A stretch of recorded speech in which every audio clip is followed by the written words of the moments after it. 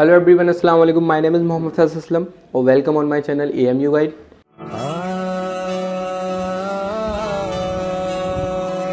सबसे पहले तो आपने वीडियो का थंबनेल देख के पता कर ही लिया होगा वीडियो किस बारे में। तो वीडियो हमें बीए एग्जामिनेशन बीए एंट्रेंस पे बनानी है। बीए एंट्रेंस में हमें क्या क्या पढ़ना चाहिए बीए ऑनर्स के एंट्रेंस में।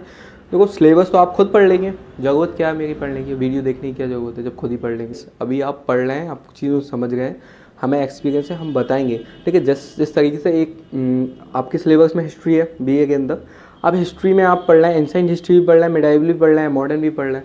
ठीक है, तीनों चीज़ें पढ़ रहे हैं और पॉइंट ये है क्या छोड़ना है और क्या पढ़ना है।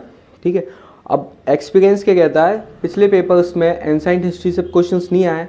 ठीक है, बहुत सालों से, मतलब देखा जाए तो 5-6 साल के मैं पेपर दिखाऊंगा आपको, आप खुद देखना। आपने पेपर तो देख ही लिए होंगे ना, नहीं देखे तो देखो। एंशिएंट हिस्ट्री से बहुत सारे क्वेश्चंस नहीं आ रहे, तो एंशिएंट हिस्ट्री पे क्यों टाइम बर्बाद कर रहे हैं आप। बहुत ज़्यादा ब्रॉड है, मज़ा भी नहीं आता है एंशिएंट हिस्ट्री को। इंडो इस्लामिक है, प्री इस्लामिक है, मिडिल इस्लामिक है, मॉडर्न इस्लामिक है, क्या पढ़ें? प्री इस्लामिक पढ़ें या नहीं पढ़ें, कौन बताएगा? वहाँ तो बस सिंपल ही लिख दिया आप इंडो इस्लामिक कल्चर में ये पढ़ना है, सूफीज़्म पढ़ना है, ये पढ़ना है। तो सूफीज़्म में कौन कौन से सूफ़ी को पढ़ें? सूफ़ी बहुत सारे हैं, कौन से सूफ़ी इंपॉर्टेंट है। बहुत सारे सिलसिला चले, चिश्ती सिलसिला, नक्शबंदी सिलसिला, कहाँ कहाँ कितनी चीज़ों को पढ़ना है, ये है पॉइंट। तो ये पॉइंट को मैं समझाऊंगा। तो सिलेबस में हमें क्या है, इंग्लिश आएगी हमारी 25 नंबर की, इंडो इस्लामिक आएगी हमारी 25 नंबर की, और टोटल हुआ 50 हो गए। एंड 40 नंबर की जनरल अवेयरनेस आएगी, एंड 10 नंबर की रीजनिंग एंड एप्टीट्यूड आएगी। ठीक है, सो तो इंग्लिश बहुत ज़्यादा ब्रॉड है, वो मैंने स्किप किया था इंग्लिश को। दैट नो मीन कि आप भी छोड़ दें उसको, आपको पढ़ना है इंग्लिश को, तो इंग्लिश पढ़ेंगे। एंड देन इंडो इस्लामिक में क्या पढ़ना है, दैट इज़ पॉइंट। ठीक है, सबसे पहले इंडो इस्लामिक कहाँ से पढ़ना है। ठीक है, तो इंडो इस्लामिक के लिए आपको जो बुक पढ़नी है उसका नाम है ट्रू गाइड। आप जो पढ़ रहे हैं, मुझे पता है नाज गाइड पढ़ रहे हैं, आप नाज गाइड भी पढ़ें, वो भी अच्छी बुक है, पर आपके लिए प्रेफर करूँगा आप ट्रू गाइड ले लें। ट्रू गाइड मैंने पढ़ी है, बहुत अच्छी बुक है, और नाज गाइड भी पढ़ी है, दोनों पढ़ी है मैंने। तो ट्रू गाइड पढ़ लें। ठीक है, इंडो इस्लामिक के अंदर आपकी क्या क्या मेजर चीज़ें रहती हैं। देखिए, चीज़ों को अच्छे से समझने के लिए मैंने बोर्ड पे लिख दिया है। जो बोर्ड पे लिखा है वो इंडो इस्लामिक जो है ट्रू गाइड से लिया है, ट्रू गाइड के पॉइंट, और यहीं से मैं पढ़ता था। तो ठीक है, हम स्टार्ट करते हैं अपनी इंडो इस्लामिक पढ़ना कैसे। ठीक है, इंडो इस्लामिक देखो, सबसे पहला पॉइंट आता है अकायद एंड इबादत। देखो, अकायद एंड इबादत कहते हैं, अकायद मतलब अकीदात हमारी, हम कौन कौन से अकीदा, हम मुसलमान हैं तो हमें कुछ अकीदे फॉलो करने होते हैं, उसे कहते हैं अकायद। सूरत रसूल अकरम या रसूल अकरम या रसूल करीम कह सकते हैं। ठीक है, अकरम। ठीक है, तो यहाँ पे हमें प्रॉफिट मोहम्मद सल्लल्लाहु अलैहि वसल्लम का बैकग्राउंड पढ़ना है, उनकी फैमिली स्ट्रक्चर के बारे में पढ़ना है, फैमिली ट्री के बारे में पढ़ना है, एंड उनके रेवोल्यूशन के बारे में पढ़ना है, मतलब कौन कौन सी बैटल हुई उनको पढ़ना है, मदीना से मक्का तक का सफ़र को पढ़ना है, उनके बुक्स के बारे में, और उनसे रिलेटेड बहुत जितनी भी डीप नॉलेज है उन सबको लेना है, क्योंकि यहाँ से क्वेश्चन आते हैं। ठीक है, एंड कुरान एंड हदीस। देखो, कुरान एंड हदीस बहुत ज़्यादा इंपॉर्टेंट हो जाता है, सिर्फ इसलिए क्योंकि कंपाइलेशन ऑफ कुरान और रेवोल्यूशन ऑफ कुरान से 2 क्वेश्चन हमेशा आते हैं, 2 क्वेश्चन या 1 क्वेश्चन हमेशा आएगा। एंड हदीस भी इंपॉर्टेंट रहती है भाई। हदीस जो हमारी 6 मेजर हदीस है, ऐसा कोई क्वेश्चन आ जाता है, हाउ मेनी मेजर हदीस, ऐसे भी आ जाता है, और हदीस में बहुत सारी चीज़ें पूछ लेता है, पर हदीस से इतना डर नहीं है। यहाँ कुरान, कंपाइलेशन ऑफ कुरान और रेवोल्यूशन ऑफ कुरान को अच्छे से पढ़ लेना।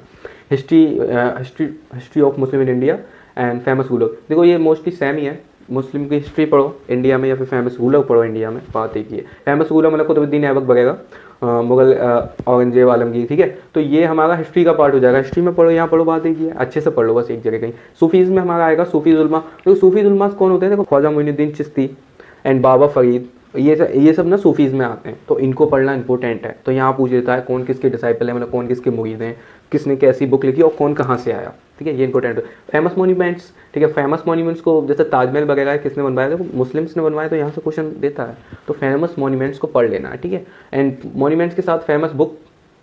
ठीक है, famous book, famous scientist also. तो साइंटिस्ट के बारे में यहाँ एक इंपॉर्टेंट है, एक बार 2017 या 18 में 3 या 4 क्वेश्चन सिर्फ यहीं से आ गए थे, और ये कोई पढ़ता नहीं था। तो ये अर्बन साइंटिस्ट पर क्वेश्चन आए थे, याद रखना। अर्बन साइंटिस्ट आप मत भूल जाना, शायद इस बार ऐसा हो जाए। सर लाइक जैसे ब्लड सर्कुलेशन की खोज सबसे पहले इस्लाम में, मतलब अरेबियन साइंटिस्ट ने किसने की थी, जैसे इब्ने सीना वगैरह। तो आप डालना गूगल पे अर्बन साइंटिस्ट वगैरह को डालना, और उनको बहुत अच्छे से पढ़ लेना, मतलब मुस्लिम का क्या कंट्रीब्यूशन है साइंस के अंदर, इन चीज़ों को बहुत अच्छे से पढ़ लेना, यहाँ से आ जाएंगे। एंड देन इंडो इस्लामिक का एक पार्ट होता है Aligarh movement. Aligarh movement sir Sayyid Ahmad Khan, mostly लोग क्या करते हैं, सर सईद अहमद खान मतलब तो सर सईद अहमद खान को पढ़ लिया सिर्फ, तो ऐसा नहीं है। सर सईद अहमद खान के साथ अलीगढ़ मुस्लिम यूनिवर्सिटी बनाने में इनका कंट्रीब्यूशन था, साथ में इनकी हेल्प भी की थी, लाइक शिबली नोमानी, तो शिबली नोमानी वगैरह इन सबको अब पढ़ना है हमें, ठीक है।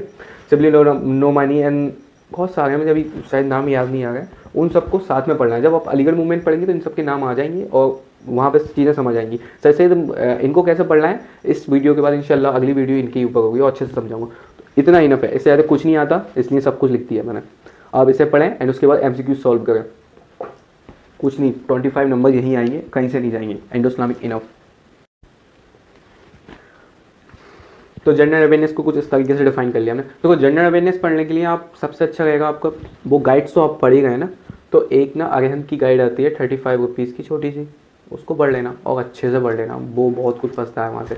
तो हमारा मोस्ट टारगेट तो यही है ना 40, हम जो डिपेंड है ना इस एग्जाम पे, इस पे डिपेंड है, 25 इंडो इस्लामिक पे डिपेंड है और 10 रीजनिंग पे और इंग्लिश पे भी डिपेंड हो सकता है, क्योंकि मैं नहीं था इंग्लिश में, मैं अपना एल्गोरिथम यहाँ से डिपेंड था मैं पूरे एग्जामिनेशन में, ठीक है।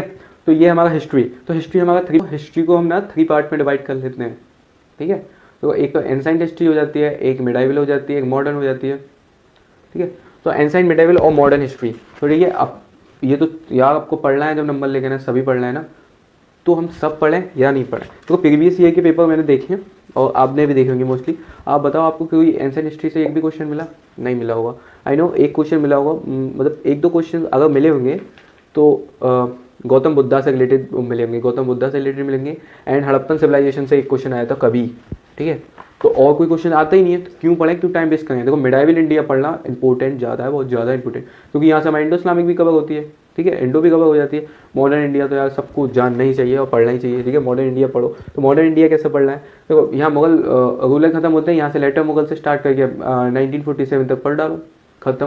यहाँ अच्छे से पढ़ लेना, थोड़ा डीपली एक्ट वगैरह को यहाँ से पढ़ के खत्म, ये हो गया। एंड ज्योग्राफी में क्या पढ़ना है, देखो इंडियन ज्योग्राफी, वर्ल्ड ज्योग्राफी से इंडियन ज्योग्राफी थोड़ा ज़्यादा फोकस करना है एंड वर्ल्ड ज्योग्राफी, और ज्योग्राफी से बहुत सारे क्वेश्चन, ज्योग्राफी से ही ऐसे क्वेश्चन आएंगे जो बहुत ज़्यादा आपको पेचीदा लगेंगे, अजीब लगेंगे। तो ज्योग्राफी को आप ऐसा करना, 35 जो बताइए मैंने, जो 35 रुपये की अरिहंत की बुक आती है, वहाँ से ही आप ज्योग्राफी पढ़ लेना। अरिहंत की आएगी, आप किसी भी शॉप से लेना, अरिहंत की एक बुक आती है 35 की, वहाँ से ज्योग्राफी पढ़ें, वहीं से पॉलिटिकल और इकोनॉमी वहीं से पढ़ लें, तो क्योंकि उसमें कम होगा, कम पोर्शन में होगा एंड अच्छे समझ लेंगे। तो इंडियन पॉलिटी वहीं से पढ़ना है, इंडियन इकोनॉमी। तो इंडियन पॉलिटी, इंडियन इकोनॉमी के लिए आप ऐसा करना, गूगल प्ले स्टोर से जाकर MCQs का एप्लीकेशन डाउनलोड कर लेना इंडियन पॉलिटी या इंडियन इकोनॉमी के लिए। क्यों? क्योंकि देखो इसमें से इंडियन इकोनॉमी से बहुत ज़्यादा कम नंबर के क्वेश्चन आते हैं, 2 और 2 से 3 से ज़्यादा का आता नहीं है, इसमें 4 और 4 से 5 से ज़्यादा का आता नहीं है, यहाँ आता है 6 नंबर या 5 नंबर का, ठीक है। ये इंपॉर्टेंट है, और इन दोनों में से तो आते ही अच्छे खासे नंबर, और यहीं से आता है जो कुछ आता है। अब बात रही करंट अफेयर, करंट अफेयर कैसा पढ़ना है। तो AMU का एग्जाम जब भी होगा, AMU या BA किसी का भी एग्जामिनेशन होता है, वो क्या करते हैं 3 महीने पहले की करंट अफेयर दे देते हैं। तो अगर 2020 का एग्जाम दे रहे हैं आप, तो यहाँ आपको कोई पता नहीं है वो 3 महीने कौन से होंगे, क्योंकि कोई पता नहीं है कब एग्जाम बन गया था, कोविड की वजह से कोई इन्फॉर्मेशन नहीं मिल रही किसी को, ठीक है। ये हो गया करंट अफेयर का सिलसिला, 3 महीने पहले की पढ़ लेते हैं। कहाँ से पढ़ लेते हैं, ठीक है। एक न्यूज़पेपर आते हैं हमेशा 1 महीने का, 11-12 रुपये का आएगा, वहाँ से न्यूज़पेपर ले लेना, उसे पढ़ लेना, या फिर प्रतियोगिता दर्पण, ऐसी कुछ बुक्स आती हैं करंट अफेयर के लिए, वो पढ़ लेना। इसका मतलब ये नहीं है स्पेशली करंट अफेयर के लिए इतनी मोटी मोटी बुक उठा के लिया हो 1 साल की या 2-3 महीने की। करंट अफेयर को करंट अफेयर की तरह ही लें, ईजी टॉपिक की तरह लें, इसे ईजिली पढ़ें, न्यूज़पेपर पढ़ते हैं ऐसे ईजिली। इसको ब्रॉड बना लोगे तो कैसे काम करोगे, ठीक है। तो जनरल अवेयरनेस इतना ही है, 40 नंबर आपके यहीं से कवर होंगे, अच्छे से पढ़ेंगे। जनरल अवेयरनेस के अंदर सबसे ज़्यादा इंपॉर्टेंट है आपकी हिस्ट्री एंड ज्योग्राफी, दोनों को अच्छे से पॉइंट करें, इनफ है ये।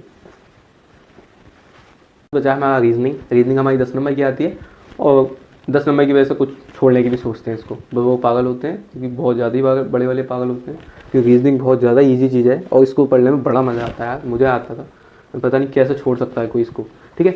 तो मैंने इसको इधर कुछ पार्ट्स लिखे हैं, ये जो है ये वो चीज़ है जो AMU के सिलेबस में मेंशन नहीं की है रीजनिंग में, एंड ये वो सारे टॉपिक हैं जो AMU के सिलेबस में मेंशन है, और ये सारी चीज़ें सिलेबस में है, ठीक है। सिलेबस से उठा के लिखा है मैंने, एंड ये अपनी तरफ से लिखा है, क्योंकि यहाँ से क्वेश्चन देखे हैं मैंने, यहाँ से क्वेश्चन आते हैं। आप खुद सोचिए, पजल से क्वेश्चन नहीं आते हैं, ये ब्लड रिलेशन से या क्लॉक से नहीं आते, आपने देखे होंगे प्रीवियस ईयर के पेपर, तो उसमें आपको दिखाई दिया होगा इनसे रिलेटेड भी क्वेश्चन आते हैं, ठीक है। तो इसको समझ लेते हैं ये सब चीज़ें क्या, कैसे क्वेश्चन आते हैं। वर्बल रीजनिंग तो बस एक नाम है, एक वर्बल रीजनिंग होती है, एक नॉन वर्बल रीजनिंग होती है। वर्बल एनालॉजी में ऐसे क्वेश्चन आते हैं, if Jamia is a Delhi, so if Jamia is a Delhi, so AMU is a Aligarh, इसका आंसर अलीगढ़ होगा। ऐसे करके इलाहाबाद वगैरह ऐसे करके क्वेश्चन में दे देंगे, इसे एनालॉजी कहते हैं। लेटर सीरीज जैसे ABCD लिख के देते हैं, ACDEM, इसके बाद क्या होगा नेक्स्ट लेटर, सो इसे कहते हैं letter series. Same number series होता है, कभी स्क्वायर लगा के दे देंगे, कभी ऐसे डिफिकल्ट थोड़ा बना देते हैं, दे देते हैं। स्लोजिम्स थोड़ा डायग्राम के द्वारा हमें पता लगाना, स्लोजिम्स में हमें डायग्राम बनाकर चीज़ों को अंडरस्टैंड करना होता है, ठीक है। जस्ट ऐसे करके क्वेश्चन आ जाता है, देखो ऑल मार्कर, में हाथ में मार्कर है, ऑल मार्कर आर पेन, तो ये मार्कर है, ये पेन है, all some pen are marker, some pen are work, some pen are फैसल, लाइक, तो कुछ पेन फैसल हैं, जब कुछ पेन फैसल हैं तो मार्कर भी फैसल में आ गया। ऐसे करके इसके क्वेश्चन के आंसर निकालते हैं, ठीक है।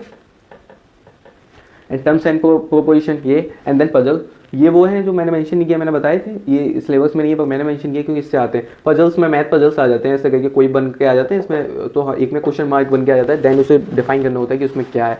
ब्लड रिलेशन तो आपको पता है, ब्लड रिलेशन दो तरीके से आ जाती है, 2-3 तरीके से आती है। एक कोडिंग में आती है ब्लड रिलेशन, वो आप पढ़ेंगे कॉन्सेप्ट गाइड या फिर अगेन गाइड, जो भी गाइड यूज़ कर रहे हैं वहाँ से आपको पता लगेगा किस किस तरीके से आती है, बड़ा मजा आता है। ब्लड रिलेशन में हमें रिलेशन बतानी होती है, अगर दादा वो उसकी फूफी है, उसकी पापा है, जो भी है, तो वो उनका कौन होगा, इस तरीके से question. And clock and calendar से भी क्वेश्चन आते रहे हैं एमयू में। कैलेंडर से रिलेटेड किया, उस दिन कौन मंडे था या संडे था, और 1996 की उसमें मंडे था संडे, ये हमें निकालने होते हैं। एंड क्लॉक से आ जाता है 3 बज गए होंगे तो कौन सा डिग्री का एंगल बनना होगा, 90 डिग्री, या फिर इस तरीके के क्वेश्चन मैंने देखे आए हैं, इसलिए मैंने मेंशन किया। तो रीजनिंग इनफ, इतना ही होता है रीजनिंग में, देन 10 नंबर आपके। Thanks for watching my video. And आपके एग्ज़ाम में अब ज़्यादा टाइम नहीं है, 1 वीक रह गया बस, 29 नवंबर को आपका एग्ज़ाम है। तो मैं दुआ करूँगा आपके लिए आज सबका सिलेक्शन हो, उनका सिलेक्शन हो जिसने वाकई मेहनत की है। और बेशक हर कामयाबी का रास्ता नमाज़ है, नमाज़ पढ़ते रहें, इंशाल्लाह आपका सिलेक्शन हो जाएगा। ठीक है, खुदा हाफिज़।